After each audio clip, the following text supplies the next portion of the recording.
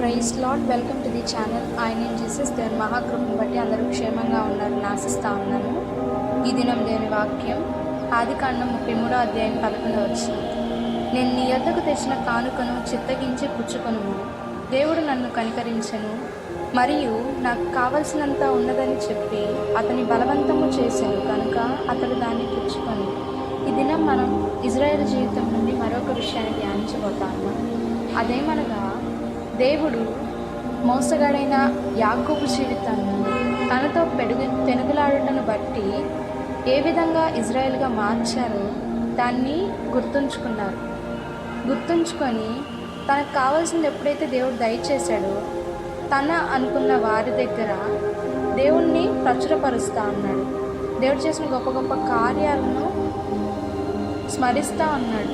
దేవుడు నన్ను కనికరించను అని సాక్ష్యం పలుకుతూ ఉన్నాడు. మన జీవితాలు ఏ విధంగా ఉన్నాయి? మనం దేవుడు చేసిన కార్యాలని గుర్తుంచుకుంటున్నామా, మర్చిపోతున్నామా? ఆయనకు తగినట్లు జీవిస్తున్నామా లేదా? ఒకసారి మనం జ్ఞాపకం చేసుకుందాం. ఆయన చేసిన ప్రతి కార్యమును బట్టి మనం ఎక్కడ కూడా మర్చిపోకుండా ఆయన కృతజ్ఞతాస్తుతులు చెల్లిస్తూ ఆయన నామాన్ని అనేకమైన ప్రజల ముందు ఆయన నామాన్ని ప్రచురపరచాలి. మనం ఈ దినం బ్రతికి ఉన్నామంటే అది కేవలం ఆయన కృప.